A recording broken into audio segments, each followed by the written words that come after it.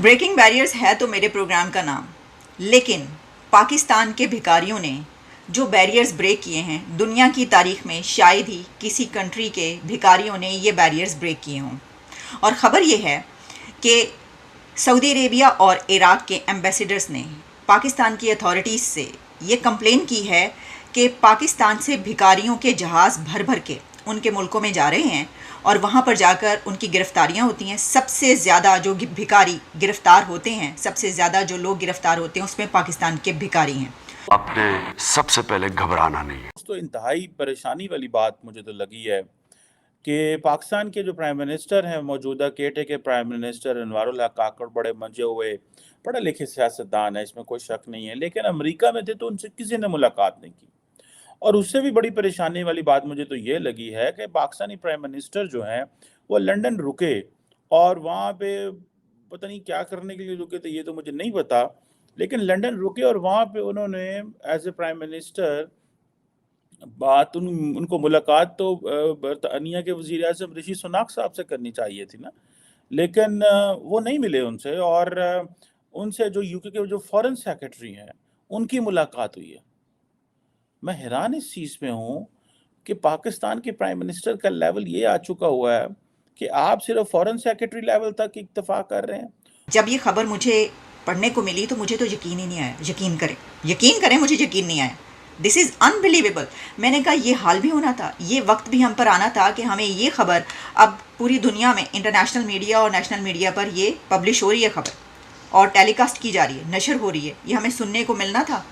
ہمیں اب پوری دنیا سے یہ تانے بھی سننے کو مل رہے ہیں کہ پاکستان وہ ملک ہے کہ جہاں سے بھکاری، اچھا یہ آپ اگر بھکاری سمجھ رہے ہیں کہ جو کشکول لے کے آئی ایم ایف کے سامنے مارے مارے پھرتے ہیں، نہیں، یہ وہ سڑکوں پر کشکول لے کے مارے مارے پھرنے والے وہ بھکاری ہیں کہ جو اب جہازوں میں بھر بھر کے پاکستان سے باہر جا رہے ہیں۔ مارو ہم کو زندہ مت چھوڑو سالو، ہم کوئی مندر کا گھنٹہ ہے کہ کوئی بھی آ کے بجا جاتا ہے۔ ادھر برطانیہ امریکہ کے اندر وہ ہمارے جلیل عباس جیلانی صاحب جو ہیں ان کی بھی فورن سیکرٹری سے ملاقات نہیں ہو سکی۔ یہ ایک this is a serious point to ponder. We have to look at what are the reasons why the global leadership is ignoring Pakistan leadership. It's a question of Pakistan's image and identity. یہ پاکستان کے image کا سوال ہے۔ It's not about all these individuals who are at the helm of affairs at the moment. ان کا ہمارے سے کوئی تعلق لینا دینا نہیں ہے۔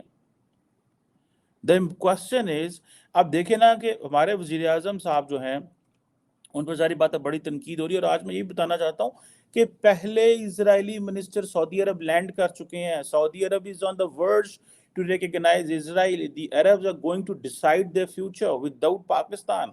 ہم یہاں پہ بڑے بنے ہوئے تھے ان کے کہ جناب وہ سارا کچھ ہم تو مسلمان ہیں اور ہم ایک ہیں اور ہم یہ ہیں ہم وہ ہیں، او پہ جان دیجیے عرش ہے۔ یعنی پاکستان کے حوالے سے یہ جو روایت ہے، یہ جو ریت ہے، یہ ایک بہت بڑا ایک فراجولنٹ قسم کا پروسیس بن گیا ہے۔ اب اس میں آپ پہلے یہ دیکھیں کہ اس کے پیچھے اخراجات کتنے ہیں۔ اور ایک ایسا ملک جو پوری دنیا کو بیٹھ کے تو پورا دن یہ سمجھاتا رہتا ہے کہ ہم دیوالیہ ہونے والے، ہمارے معاشی حالات جو ہیں وہ اس قدر ہیں کہ ہم بینکرپٹ ہیں، پریکٹیکلی ہم ختم ہیں، تو وہ جو ہے اس کے مقابلے میں آپ یہ دیکھیں کہ پیپلز ریپبلک آف چائنا کا جو ہے پرائم منسٹر ہے، جو صدر ہے پرائم منسٹر یا جو بھی اس کا کمپیٹنٹ اتھارٹی ہو اس وقت، روس ہے، انڈیا ہے، دوسرے ملک ہیں، کیا ان کی جو ہے وہ ٹاپ لیڈرشپ جاتی ہے اس میں یا گئی ہے؟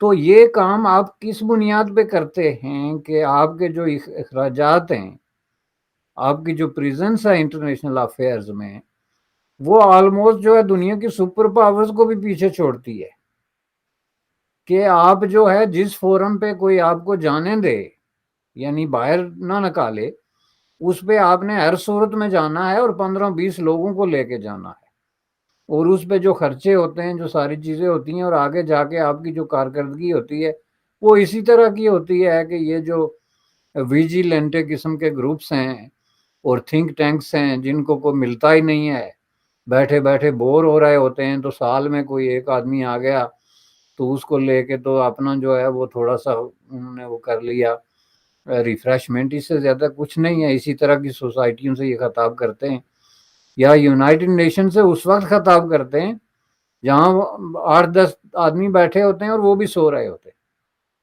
اور وہاں کلیم کرتے ہیں جی ہم نے پتہ نہیں جو ہے وہ مسئلہ کشمیر کس طریقے سے اٹھا دیا، اور اب پتہ نہیں کس وقت جو ہے وہ انڈیا تباہ و برباد ہو جائے گا. اور سب سے بڑی بات یہ ہے کہ وہاں کھڑے ہو کے پرائم منسٹر نے سیلفی لی ہے. آپ دیکھیں کہ میں یونائٹڈ نیشن کے اندر آنے میں کامیاب ہو گیا. یعنی دس از اے جوک.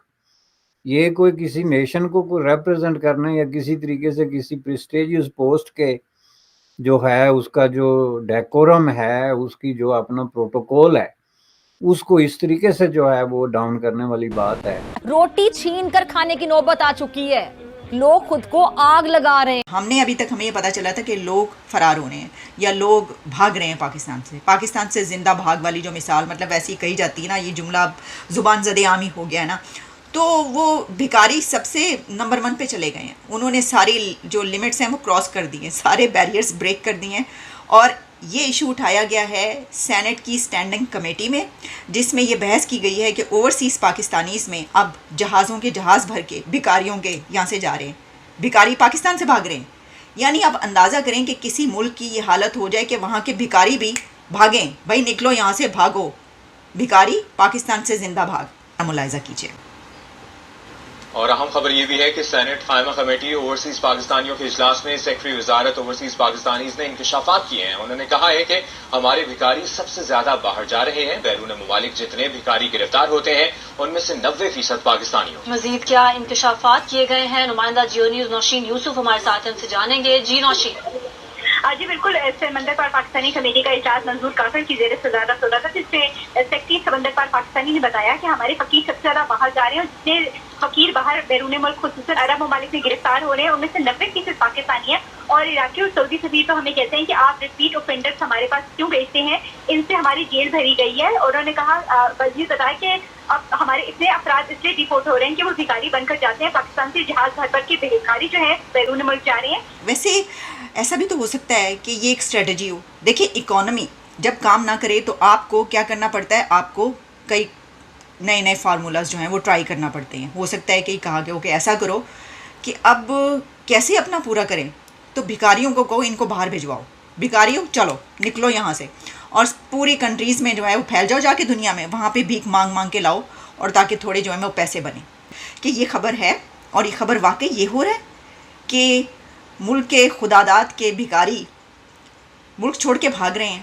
یا تو وہ بھاگ رہے ہیں یا پھر یہ اسٹریٹجی ہو سکتی ہے کہ خزانے میں، کیونکہ خزانہ خالی ہے. جو اور دلچسپ بات یہ ہے کہ جتنے بھی پوری دنیا میں جیب کترے، بھکاری، گداگر اور فراڈیے، اور اس کے بعد جو دھوکہ دہی کرنے والے جتنے بھی ایسے لوگ پکڑے جا رہے ہیں، وہ کہا یہ جا رہا ہے کہ یہ سب کے سب پاکستانی ہیں.